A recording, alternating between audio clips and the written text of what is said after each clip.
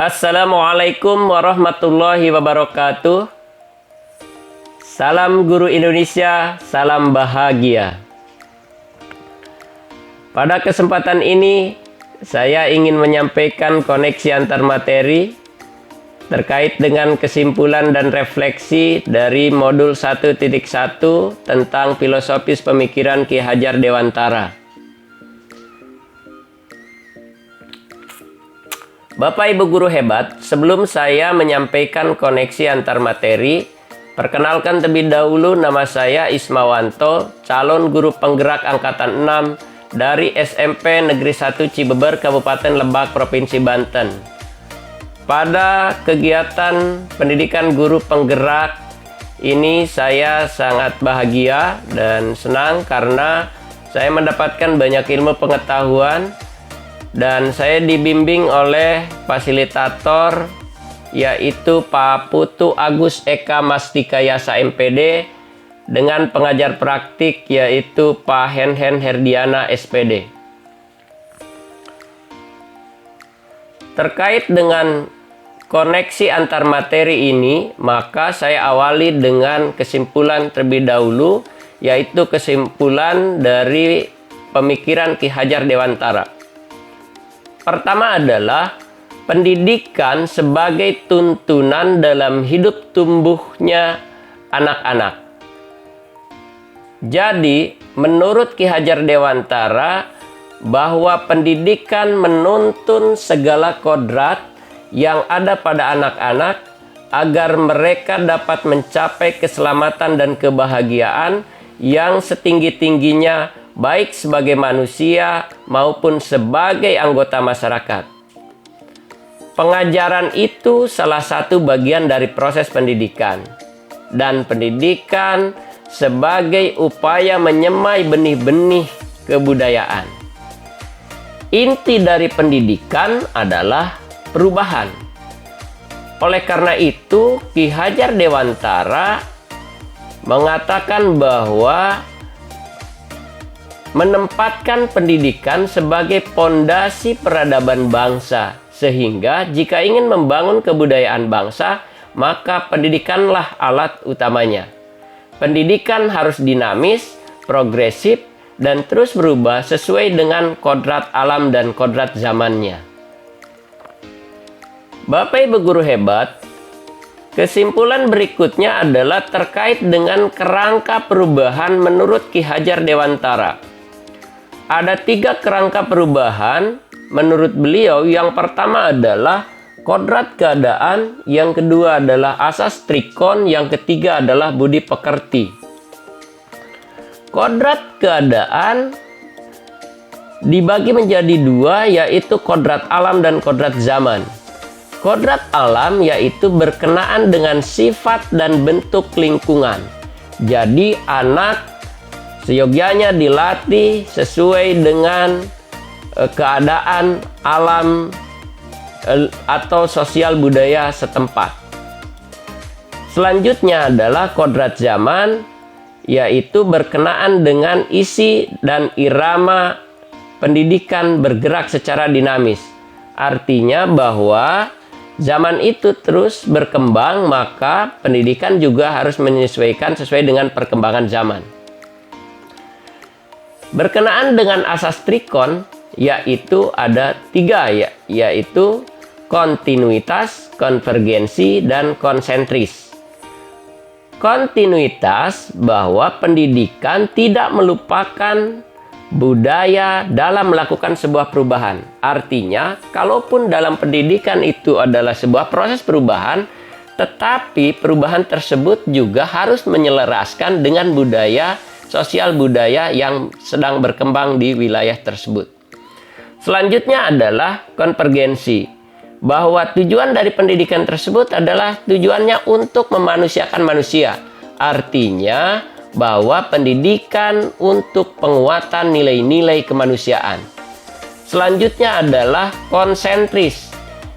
Maksudnya pendidikan itu harus menghargai keragaman dan memerdekakan murid agar mereka yang memiliki keragaman karena memiliki kecepatan dan keunikan yang berbeda-beda, sehingga diperlukan kemerdekaan yang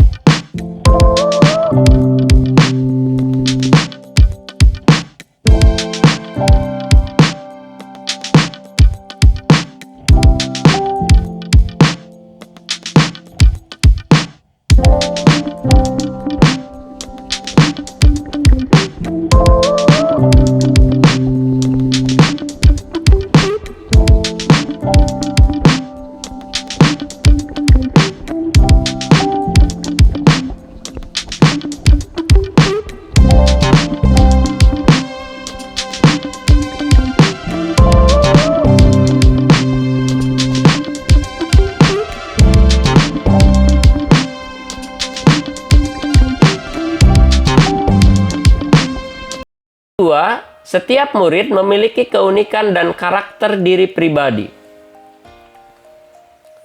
Maka, saya sebagai pendidik memberikan kebebasan murid menyelesaikan tugas sesuai minat, bakat, dan kreativitasnya. Saya sebagai pendidik harus mampu mengembangkan potensinya secara maksimal dan menghargai segala keunikan yang dimiliki oleh murid. Yang ketiga, bahwa pendidikan harus holistik. Artinya, pendidikan itu tidak hanya meningkatkan nilai pengetahuan, tetapi juga menguatkan nilai sikap dan keterampilan. Oleh karena itu, tugas saya sebagai pendidik menuntun murid agar berproses sesuai kodrat alam dan kodrat zamannya. Yang keempat, pembelajaran berpusat kepada murid. Jadi, guru bukanlah satu-satunya sumber belajar. Saya sebagai fasilitator senantiasa memberikan stimulus pertanyaan yang menarik untuk dijawab. Sumber belajar bisa dari media internet atau benda-benda di sekitar, sehingga pembelajaran akan lebih aktif dan menyenangkan. Selanjutnya yaitu melakukan pendekatan dan diskusi jika murid melakukan kesalahan.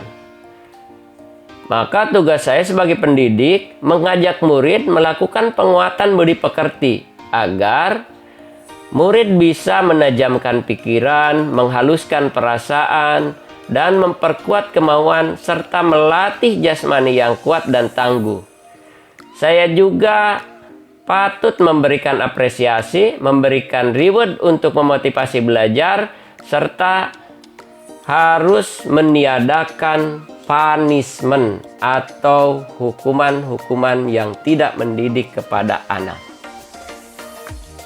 Bapak Ibu guru hebat, hal yang akan segera saya terapkan agar kelas saya mencerminkan pemikiran Ki Hajar Dewantara, yang pertama bahwa menyadari diri sebagai pendidik yang menuntun tumbuh kembangnya anak.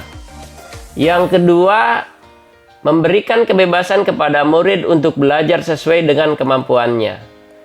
Saya menyadari bahwa kecepatan dan kekuatan anak berbeda-beda karena anak memiliki keberagaman. Yang ketiga, merancang pembelajaran yang sesuai dengan kodrat alam dan kodrat zamannya. Maka saya sebagai pendidik senantiasa mendekatkan pembelajaran secara kontekstual sesuai dengan kondisi sosial dan budaya setempat, agar para murid mempermudah murid dalam menebalkan budi pekertinya. Kemudian yang keempat, yaitu merancang pembelajaran interaktif dan menyenangkan, agar murid aktif belajar dan merasa dilibatkan, merasa nyaman, merasa bahagia, dan pembelajaran lebih mudah dipelajari.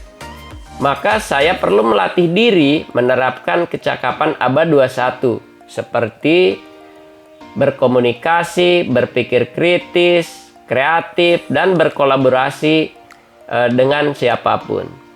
Yang terakhir adalah bahwa saya harus menempatkan diri sebagai pamong. Jadi saya sebagai guru juga harus sebagai pengasuh atau orang tua di sekolah.